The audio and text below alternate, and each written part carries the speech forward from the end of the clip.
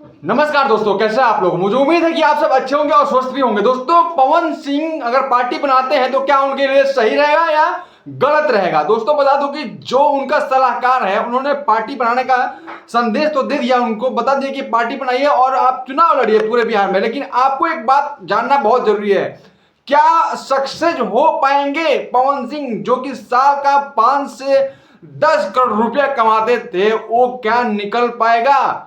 बहुत ही बड़ी चुनौती है एक पार्टी बनाने में। उसके बाद पार्टी को ग्रो करने में इतना खर्चा आता है कि शायद पवन सिंह के पास पैसा उतना नहीं होगा।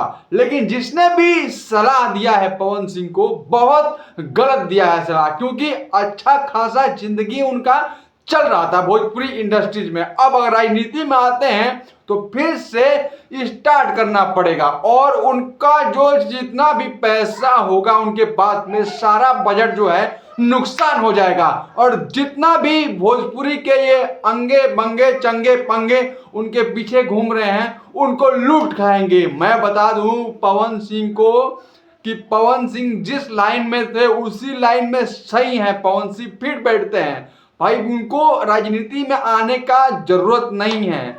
अगर उनको कोई चढ़ा बढ़ा के राजनीति में लाता है तो समझ लीजिए कि पवन सिंह का दिन जो है गिरेगा, बुरा दिन आ जाएगा। इसीलिए कहता हूं कि पवन सिंह जिस लाइन में है उसी लाइन में बने रहे। भले उनका मैं मानता हूं कुछ रुपये नुकसान हो गए, अरे कितना हुआ होगा, 1 करोड़ 1.5 करोड़ रुपया नुकसान हुआ होगा इलेक्शन और चुनाव में, वो फिर आ जाएगा। लेकिन अगर राजनीति में अगर जाते हैं, अगर पार्टी नहीं बनती है तो बहुत सारा पैसा खर्चा होता है। तो धन्यवाद, नमस्कार। मैंने सोचा कि बता दूं आप लोगों की क्या मैटर है, पवन सिंह को क्या करना चाहिए नहीं करना चाहिए।